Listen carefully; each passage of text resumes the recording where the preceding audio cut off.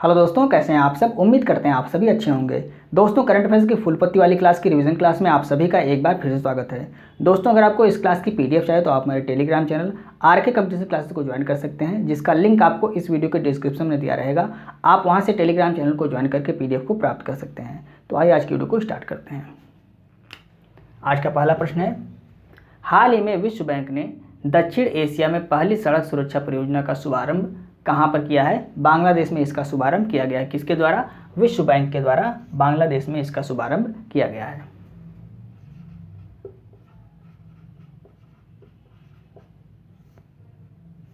बांग्लादेश में शुभारंभ किया गया। किसका शुभारंभ किया गया है?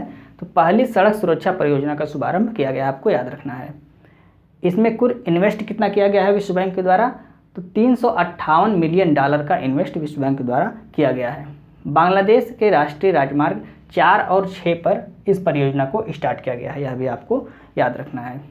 उद्देश्य क्या है? सड़क पर होने वाली मौतें या जो दुर्घटनाएं हैं उसको 30% तक कम करना इसका उद्देश्य है। ललन टॉप क्वेश्चन देख लीजिए। विश्व बैंक की स्थापना कब हुई? 1944 में ब्रेटन वुड्स सम्मेलन में विश्व बैंक की स्थापना हुई थी। इसका मुख्यालय कहाँ पर है? वाशिंगटन डीसी में इसका मुख्यालय है। और विश्व बैंक के वर्तमान अध्यक्ष कौन है? अजय बंगा, ये विश्व बैंक के वर्तमान अध्यक्ष हैं, आपको याद रखना है। अन्य नाम इसका क्या है विश्व बैंक का? तो IBRD, इसको अन्य नाम से भी जाना जाता है, इस नाम से जाना जाता है। इसका फुल फॉर्म क्या है? International bank for reconstruction and development इसका फुल फॉर्म है, IBRD। तो IBRD नाम से विश्व बैंक को जाना जाता है, आपको याद रखना है। भारत और पाकिस्तान के बीच सिंधु जल समझौता कब हुआ था? 1960 में। और इसमें मध्यस्थता किसने की थी? मध्यस्थता विश्व बैंक ने की थी। भारतीय सड़क कांग्रेस का 81वां अधिवेशन ये कहाँ पर आयोजित किया गया? लखनऊ में इसका आयोजन किया गया। आइए दूसरा प्रश्न देखते हैं। हाल ही में राइटर्स इंस्टीट्यूट की डिजिटल न्यूज़ रिपोर्ट 2023 के अनुसार भारत का सबसे अधिक विश्वसनीय मीडिया संगठन कौन सा है? DD इंडिया, ये भारत का सबसे अधिक विश्वसनीय मीडिया संगठन कौन सा है? DD India.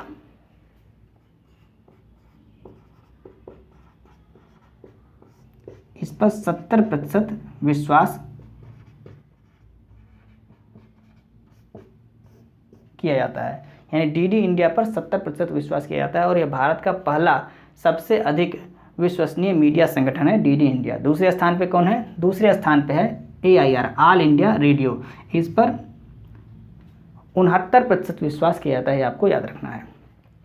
पूरे विश्व में देखा जाए तो पूरे विश्व में प्रथम स्थान किसका है? फिनलैंड का है। यहाँ की मीडिया पर 69% विश्वास किया जाता है, आपको याद रखना है। भारत का स्थान पूरे विश्व में कौन सा है? भारत का स्थान 24वां है। और भारत की मीडिया पर 38% विश्वास किया जाता है, आपको याद रखना है। अंतिम स्थान किसका है? तो ग्रीस देश का अंतिम स्थान है, इसकी मीडिया पर 19% विश्वास किया जाता है, यह भी आपको याद रखना है। ललन टॉप क्वेश्चन देखिए। विचार एवं अभिव्यक्ति की स्वतंत्रता किस अनुच्छेद में है? तो अनुच्छेद 19(1) का A, यानी अनुच्छेद 19(1)(a, ये क्या है? विचार एवं अभिव्यक्ति की स्वतंत्रता इसमें दर्शाई गई है। पत्रकारिता का मुक्तिदाता किसे कहा जाता है? मैटकॉफ को पत्रकारिता का मुक्तिदाता कहा जाता है। तीसरा प्रश्न है, पुलित्जर पुरस्कार किसको दिया गया? द न्यूयॉर्क टाइम्स को पुलित्जर पुरस्कार दिया गया, आपको याद रखना है। ये USA का पुरस्कार, यानी कि अमेरिका का पुरस्कार, अमेरिका द्वारा इसको दिया जाता है। वर्ल्ड प्रेस फ्रीडम इंडेक्स 2023 जारी करता कौन है? इसको कौन जारी करता है? रिपोर्टर्स विदाउट बॉर्डर्स द्वारा इसको जारी किया जाता है, आपको याद रखना है। आइए नेक्स्ट प्रश्न देखते हैं। तीसरा प्रश्न है, भारत किस देश में आयोजित NSC international animation festival AIFF में पहली बार भाग ले रहा है? तो AIFF फेस्टिवल ये कहाँ पर आयोजित किया जा रहा है? फ्रांस में, और इसमें भारत भाग ले रहा है।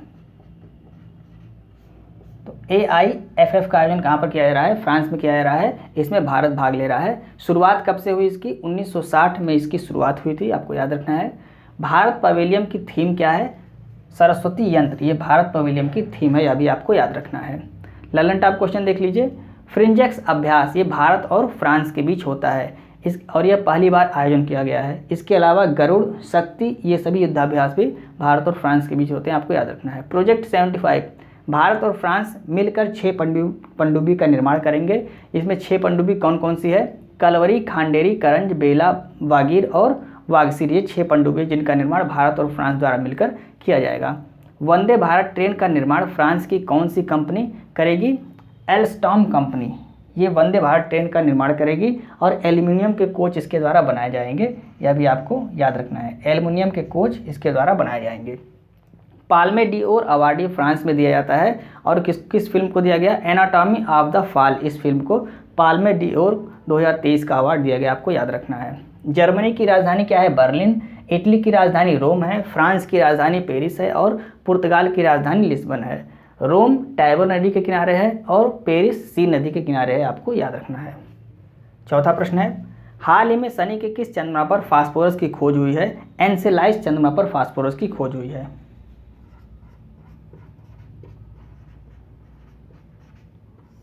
एनसेलाइस ये चंद्रमा का नाम है जहां पर फास्फोरस की खोज हुई है। नासा के कैसिनी मिशन ने इसकी खोज की है। 2004 से 2017 के आंकड़ों के आधार पर यह बताया गया है कि शनि ग्रह के चंद्रमा एनसेलाइस पर फास्फोरस उपस्थित है, यह बताया गया है। कौन सा मिशन था? कैसिनी मिशन, यह भी आपको याद रखना है। ललन टॉप क्वेश्चन देखिए, डीएनए किसका बहुलक है? न्यूक्लियोटाइड का बहुलक डीएनए होता है।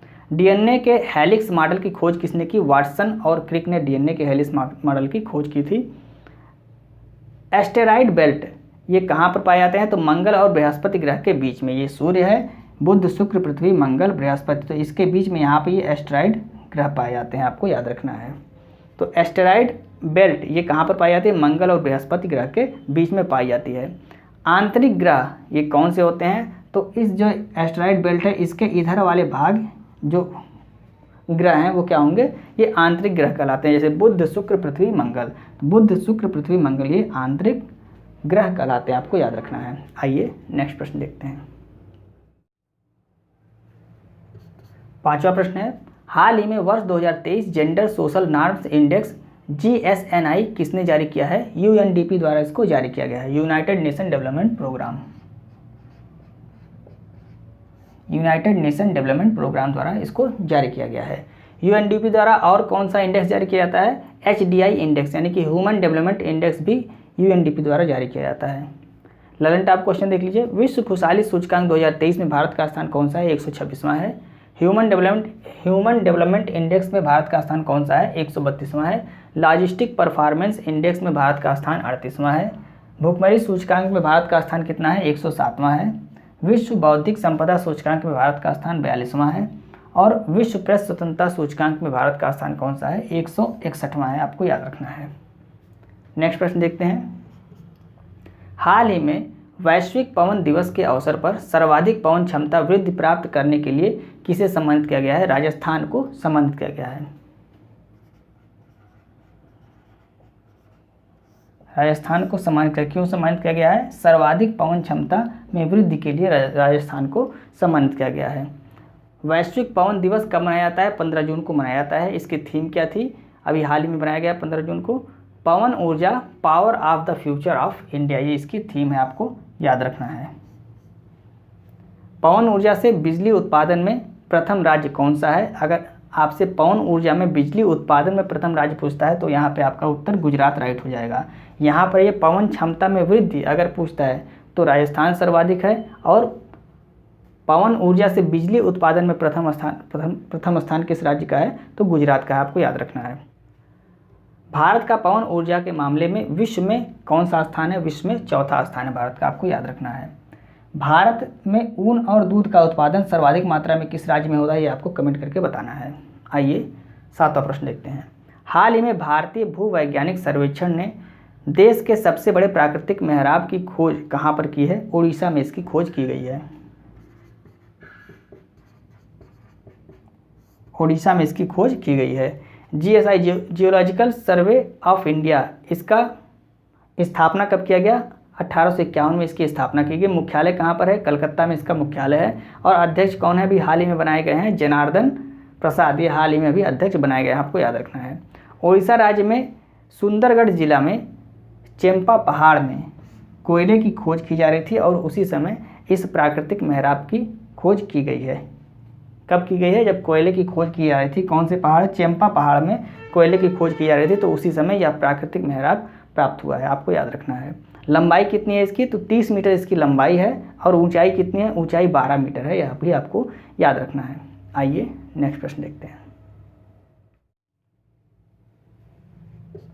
8वां प्रश्न है, हाल ही में किस संस्थान ने मोबाइल स्मार्ट वायु प्रदूषण मॉनिटरिंग सिस्टम प्रोजेक्ट काटरू का विकास किया है? तो प्रोजेक्ट काटरू का विकास किसने किया है? आईआईटी मद्रास ने।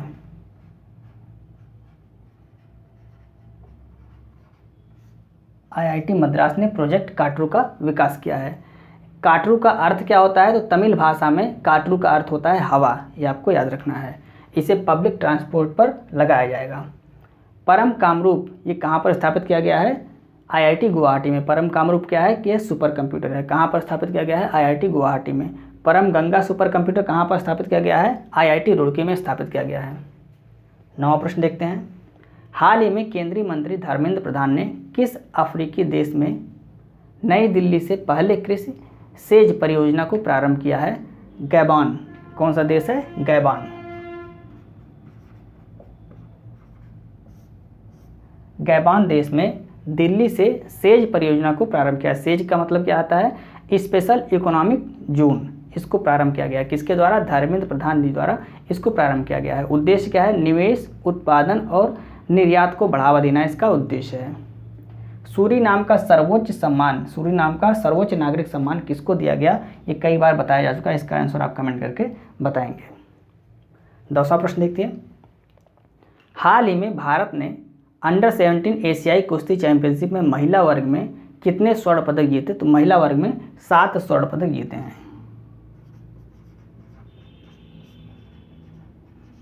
कुल कितने पदक जीते हैं भारत ने? भारत ने कुल 7 गोल्ड जीते हैं और 1 सिल्वर और 1 ब्रॉन्ज मेडल जीते हैं।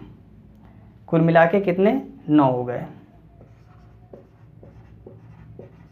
कुल मिला के भारत ने 9 पदक जीते हैं, जिसमें 7 गोल्ड है, 1 सिल्वर है और 1 ब्रॉन्ज मेडल है। आपको याद रखना है। आयोजन इसका कहाँ पर किया गया था? आयोजन बिश्केक किर्गिस्तान में इसका आयोजन किया गया था। इस प्रतियोगिता का आयोजन कहाँ पर किया गया? बिश्केक किर्गिस्तान में इसका आयोजन किया गया। पुरुष वर्ग में भारत ने कुल कितने पदक जीते हैं? पुरुष वर्ग में भारत ने कुल 7 मेडल जीते हैं, 1 गोल्ड मेडल, 3 सिल्वर और 3 ब्रॉन्ज। ये आपको याद रखना है। कुल पुरुष ने कितने जीते हैं? कुल 7 मेडल जीते हैं और महिलाओं ने कुल 9 मेडल जीते हैं। पुरुष वर्ग में भारत का स्थान कौन सा है? तो पुरुष वर्ग में भारत का दूसरा स्थान है और महिला वर्ग में भारत का पहला स्थान है। अभी आपको याद रखना है। महिलाओं में भारत का रैंकिंग में जो पदक तालिका में कौन सा स्थान है? पहला स्थान है। और भारत का पदक तालिका में पुरुषों में भारत का पदक तालिका में कौन सा स्थान है? दूसरा स्थान है। पहले स्थान पे कौन है पुरुषों में? पहले स्थान पे ईरान है। आपको याद रखना है। तो ये थी फूल पत्ती वाली क्लास के महत्वपूर्ण प्रश्न, जिसको हमने कम समय में आपको रिवाइज कराने की पूरी कोशिश की। उम्मीद है आपको वीडियो अच्छी लग रही होगी। यदि आपको वीडियो अच्छी लग रही है तो आप इसे अपने दोस्तों को भी शेयर करें और वीडियो को लाइक और सब्सक्राइब करना ना भूलें। अगर अभी तक आपने चैनल को सब्सक्राइब नहीं किया, चैनल को सब्सक्राइब कर दें और इसे अपने दोस्तों तक शेयर जरूर करें। अगर आपको इस क्लास की PDF चाहिए तो आप हमारे Telegram channel RK competition classes को ज्वाइन कर सकते हैं, जिसका लिंक आपको इस वीडियो के डिस्क्रिप्शन में दिया रहेगा। आप वहाँ से टेलीग्राम चैनल को ज्वाइन करके PDF को प्राप्त कर सकते हैं। मिलते हैं नेक्स्ट वीडियो में।